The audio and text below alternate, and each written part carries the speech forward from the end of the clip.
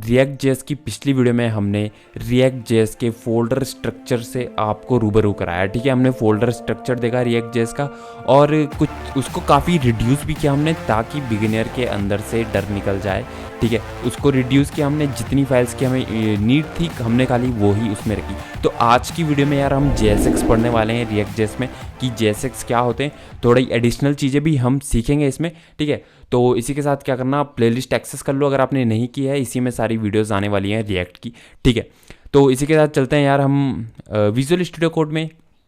और यहाँ पे JSX से पहले मैं कुछ छोटी सी चीज़ें क्लियर कर देना चाहता हूँ। सबसे पहले आप index.js में आओ।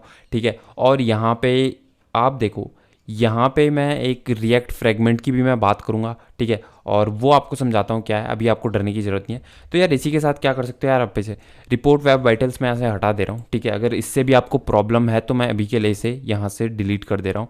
मैं इसको सेव करता हूँ। अगर मैं एप्लीकेशन अपनी रन करूँ यहाँ पे, मेरे को क्या लिखना पड़ेगा, तो इससे थोड़ा ना रूबरू हो जाओ। आपको एप्लीकेशन रन करने के लिए npm start जो है आपको कमांड चलानी पड़ेगी।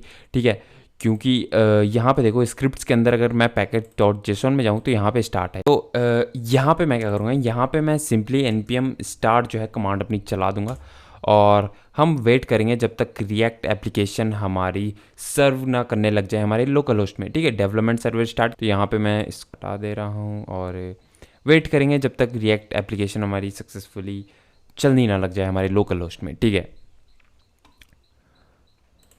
तो ये थोड़ा टाइम ले रहा है यार आज, तो हाँ यार, तो मेरी एप्लीकेशन स्टार्ट यहाँ पे हो गई है। ठीक है, और index.js में आ जाओ। यहाँ पे मैं थोड़े से आपको क्लियर कर देता हूँ अगर आपको समझ नहीं आ रहा है। ठीक है, बाकी यार आप कमेंट में मुझे किसी ने लिखा था कि डोम और वर्चुअल डोम में आप डिफरेंस बताओ। ठीक है, लेकिन वो मैं अभी नहीं बताना चाहता क्योंकि आपको रिएक्ट सीखने के लिए वो सीखना ज़रूरी नहीं है। बेसिकली वो एक लेयर ऑफ एब्स्ट्रैक्शन, हम अंदर जा रहे हैं, रिएक्ट को समझ रहे हैं। ठीक है, रिएक्ट नहीं सीख रहे हैं, रिएक्ट को समझ रहे हैं, वो टॉपिक अलग है।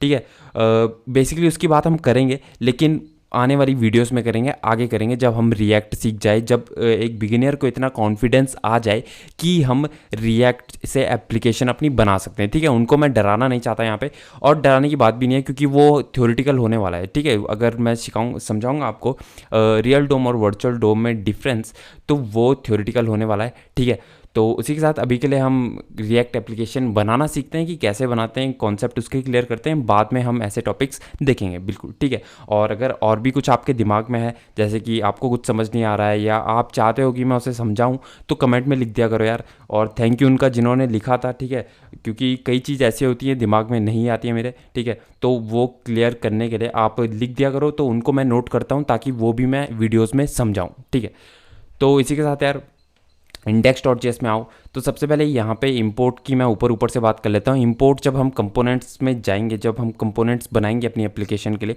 तो वहाँ पे मैं डिटेल में आपको समझाऊंगा। अभी के लिए आपको बेसिकली ऊपर से समझ आ रहा होगा, ये इंपोर्ट ऐप फ्रॉम ऐप जो किया है वो यहाँ से आ रहा है app.js से। ठीक है, और यहाँ से इंपोर्ट कैसे हो रहा है, क्योंकि यहाँ पर मैंने एक्सपोर्ट इस फंक्शन को किया है। ये फंक्शन है, इसको यहाँ से एक्सपोर्ट इन्होंने किया है, एक्सपोर्ट और डिफ़ॉल्ट के साथ ऐप किया है। ठीक है, डिफ़ॉल्ट वगैरह ये मैं समझाऊंगा कंपोनेंट्स में जब हम जाएंगे, यहाँ पर डिटेल में हम समझेंगे इंपोर्ट और एक्सपोर्ट को। ये हमारे ES6 में आया है, ES6 जावास्क्रिप्ट में आया है, यानी कि ECMAScript 2015 में हमारा इंट्रोड्यूस हुआ है इंपोर्ट और एक्सपोर्ट, ये वाले फंक्शन। ठीक है, और ये आपको समझ आ रहा होगा। और ये वहाँ से हम फंक्शन एक्सपोर्ट कर रहे हैं, इसलिए हम ऐसे इंपोर्ट कर रहे हैं। जो फाइल्स हम इंपोर्ट कर रहे हैं, जैसे कि CSS हमारी फाइल्स है, ठीक है, तो इनको हम डायरेक्टली इंपोर्ट कर दे रहे हैं इसका पाथ देके। ठीक है, और यहाँ पे पाथ भी देना है आपको और फंक्शन का नाम भी देना है, और डिटेल में हम देखेंगे इसे, लेकिन अभी के लिए आपको इतना समझना जरूरी था ये क्या काम कर रहा है। और ये यहाँ पे जो ऊपर में दो चीज़ इंपोर्ट हो रही है, ये तो आपको समझ आ रहा होगा, ये हमारे पैकेजेस हैं। ठीक है, रिएक्ट हमारा पैकेज है। अगर मैं package.json में आऊँ तो यहाँ पे आपको मिल जाएगा। ठीक है, रिएक्ट हमारा पैकेज है, रिएक्ट डोम हमारा पैकेज है। ठीक है, तो यही था। और यहाँ पे क्या हो रहा है, देखो यहाँ पे क्या हो रहा है, यहाँ पे रूट एलिमेंट हम यहाँ पे क्रिएट कर रहे हैं, जहाँ पे हम अपनी कंप्लीट रिएक्ट एप्लीकेशन की, जो रिएक्ट एप्लीकेशन हमारी, उसको रेंडर कराना चाहते हैं। ठीक है, और ये रूट कहाँ से आ रहा है, ठीक है, पहले ये देखो रिएक्ट डोम डॉट क्रिएट रूट, ये एक फंक्शन है। ठीक है, आपको इसको रटने की ज़रूरत नहीं है, ये बेसिकली आपको मिलेगा।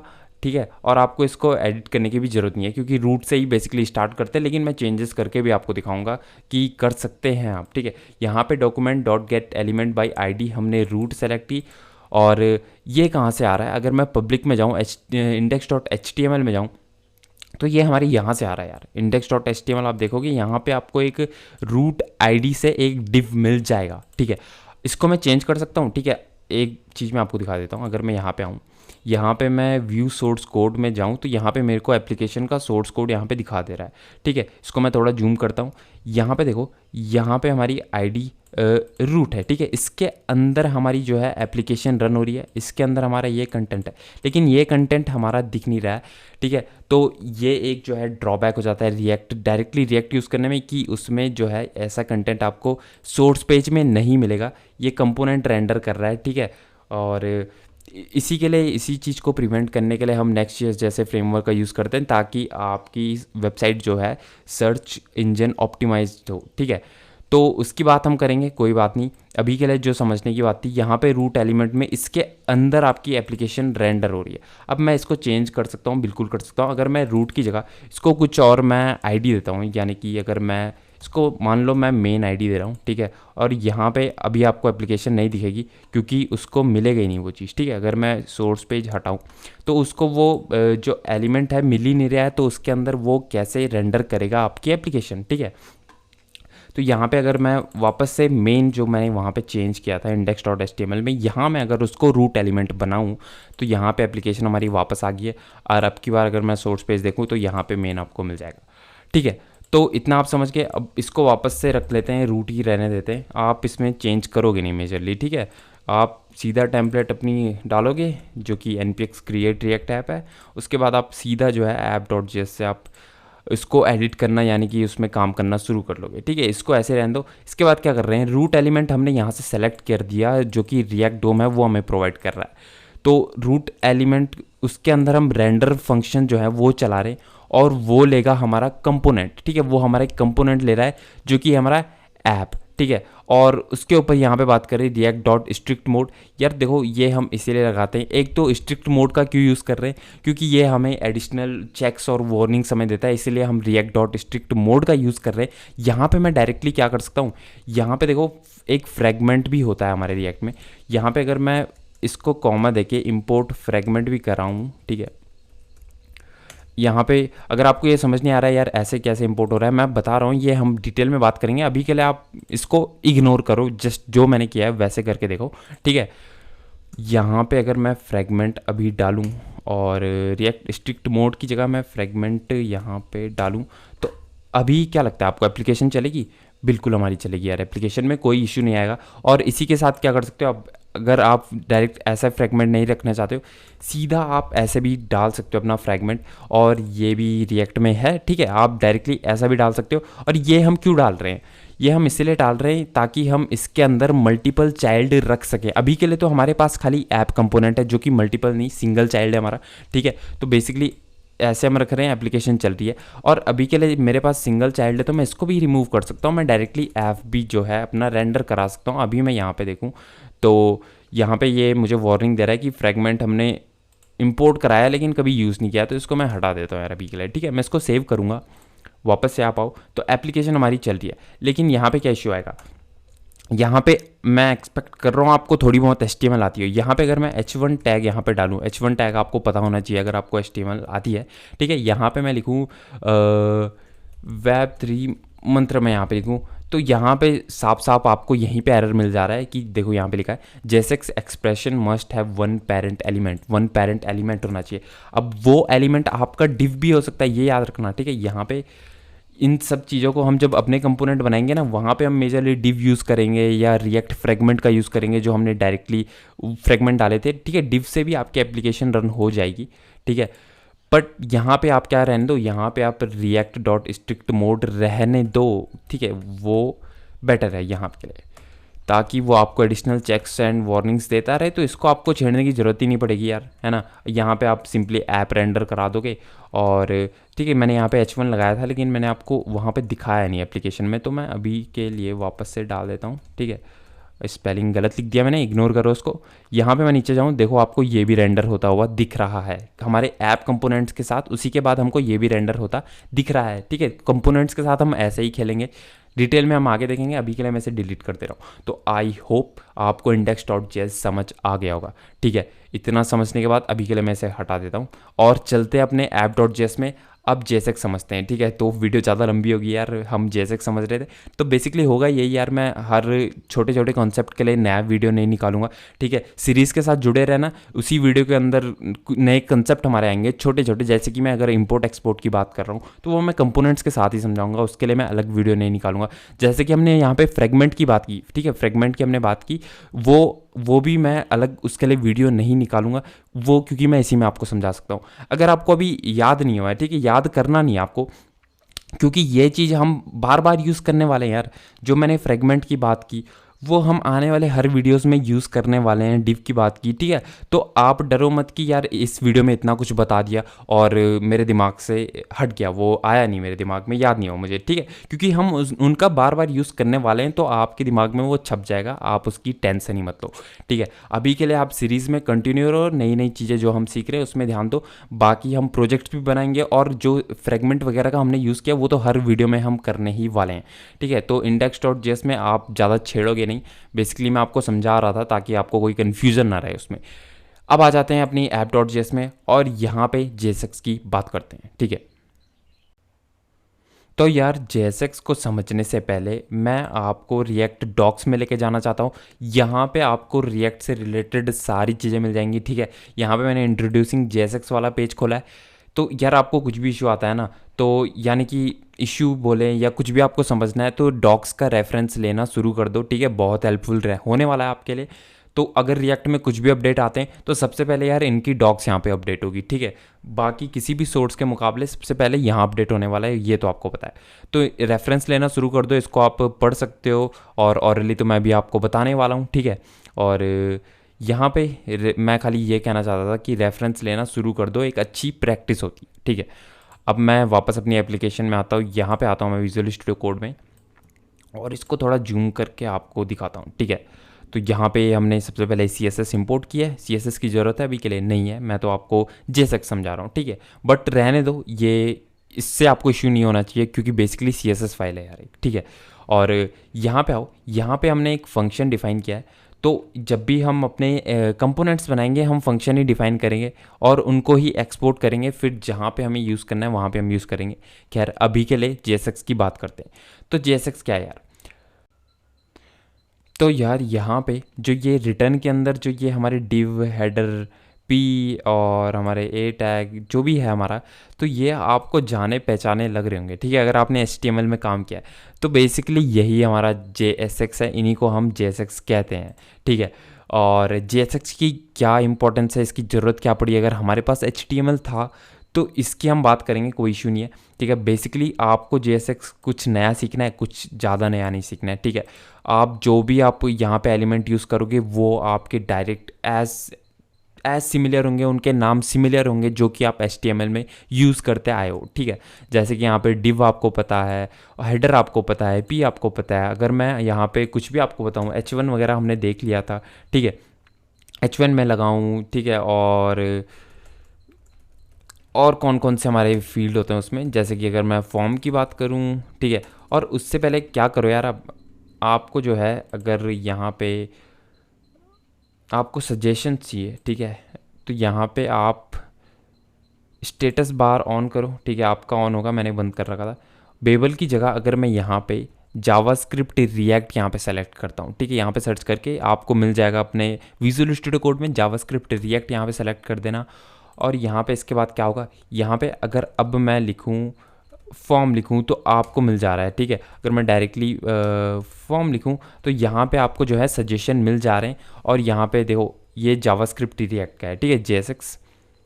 मैं फॉर्म में एंटर करूँ तो यहाँ पे आपको सारे फील्ड मिल जाएंगे। इसके बाद अगर इनपुट फील्ड आपको पता हो, इनपुट फील्ड भी हम लगा सकते हैं, ठीक है। अगर मैं यहाँ पे सिंपल इनपुट लिखूँ तो यहाँ पे देखो पूरा HTML वाला खेल चल रहा है जो आपने HTML में सीखा हो। अब मैं ये आपको पूरा नहीं बताने वाला था, इसीलिए मैंने शुरू में बताया था कि मैं एक्सपेक्ट कर रहा हूँ आपको HTML भी आती हो, क्योंकि यार ये तो बहुत ज़रूरी है। हम वेबसाइट बनाएंगे तो उसके अंदर कंटेंट लिखना तो बहुत ज़रूरी है और स्टाइल करना भी ज़रूरी है, लेकिन कंटेंट तो होगा ही होगा ना यार उसके अंदर।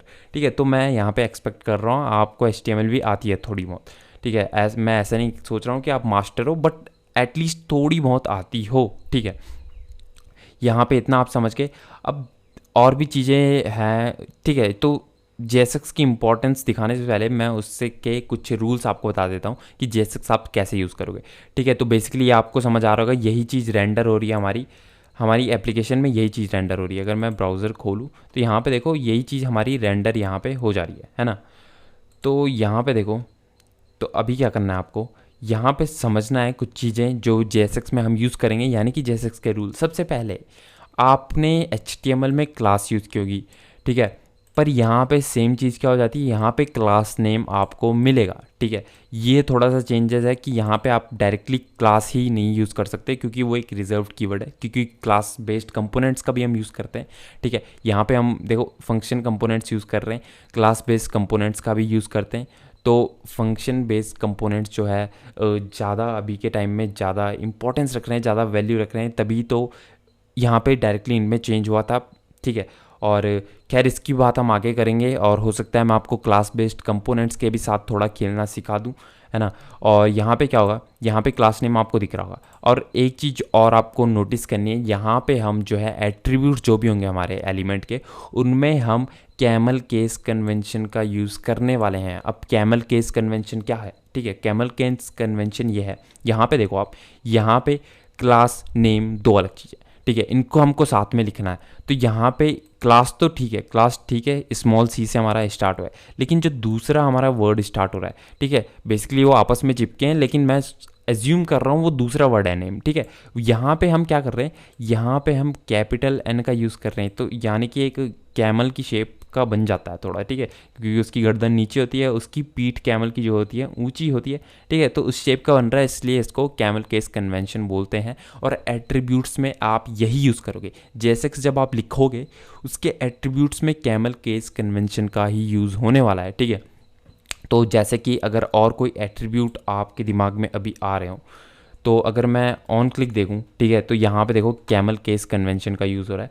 अगर और भी कोई एट्रीब्यूट है, ठीक है, तो बहुत सारे यार, ऑन एनिमेशन आइटरेशन, ठीक है, और अभी मेरे को कुछ याद नहीं आ रहा है उसका। ठीक है, अगर मैं कुछ और लिखूँ,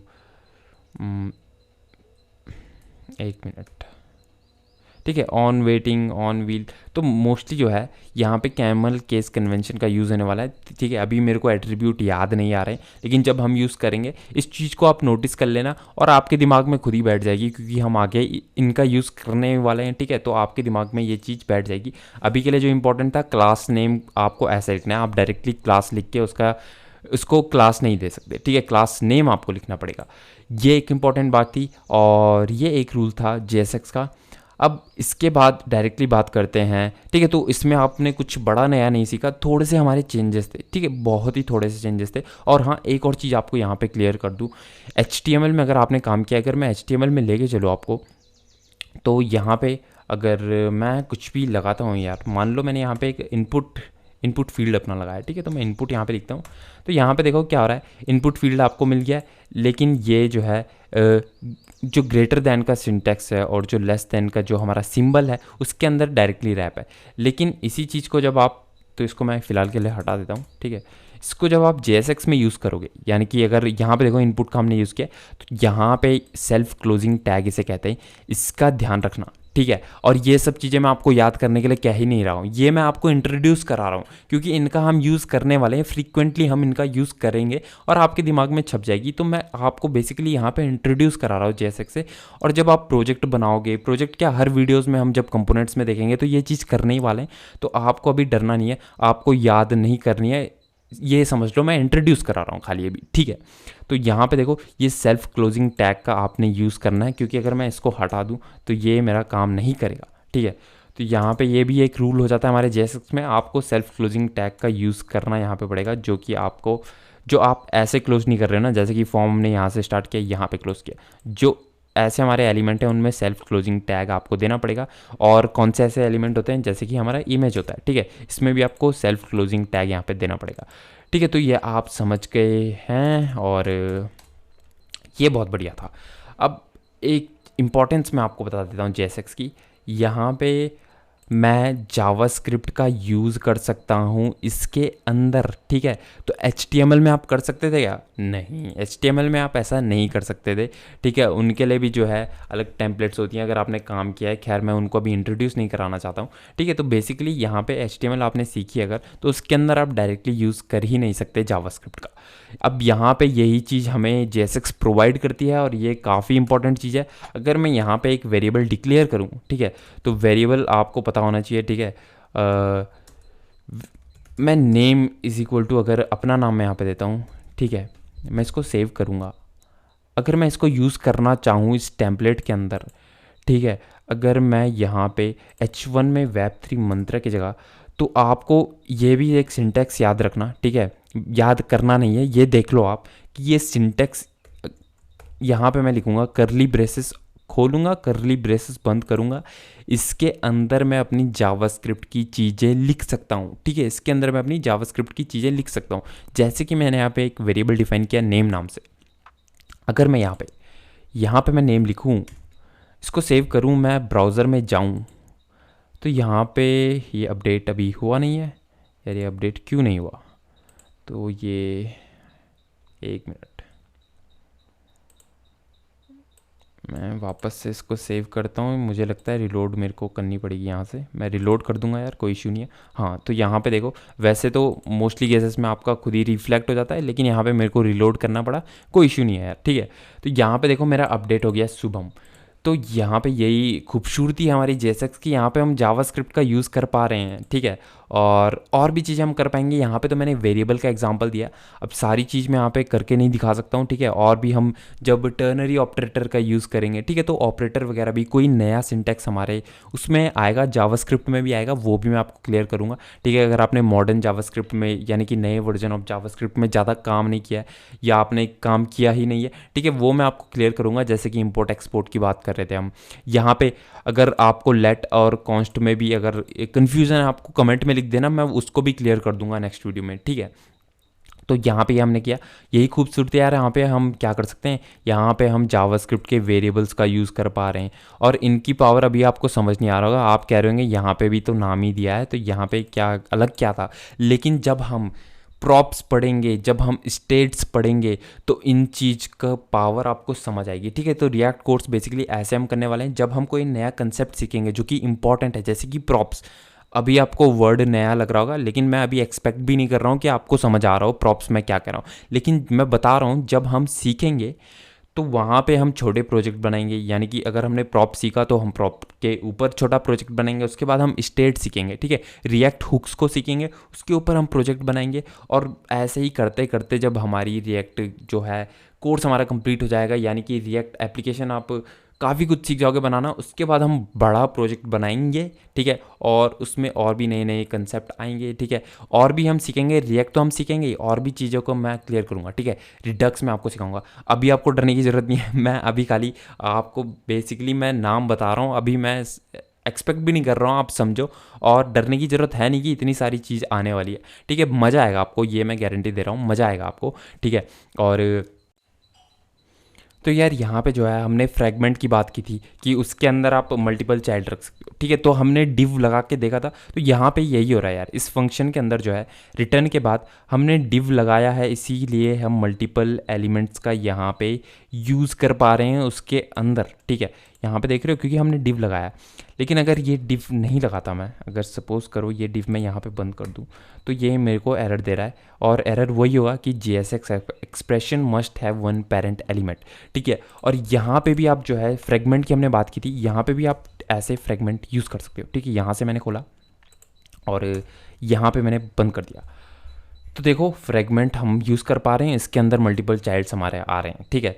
तो फ्रेगमेंट आप यूज़ करोगे, आपकी मर्जी है यार, ठीक है। आपको अगर डिव लगाना है तो मोस्टली केसेस में क्या होगा, मोस्टली केसेस में हम डिव ही लगाएंगे, क्योंकि हम इसी के साथ खेलेंगे। हम बेसिकली हम एक पेरेंट डिव बनाएंगे, उसके अंदर सारा जो हमारे एलिमेंट्स होंगे वो हम रखेंगे, ठीक है। लेकिन हो सकता है आप डिव ना लगाओ, मोस्टली केसेस में मैं बता रहा हूँ ऐसा ही होने वाला है, हम डिव का ही यूज़ करेंगे, लेकिन फ्रेगमेंट आपको समझना ज़रूरी था, ठीक है।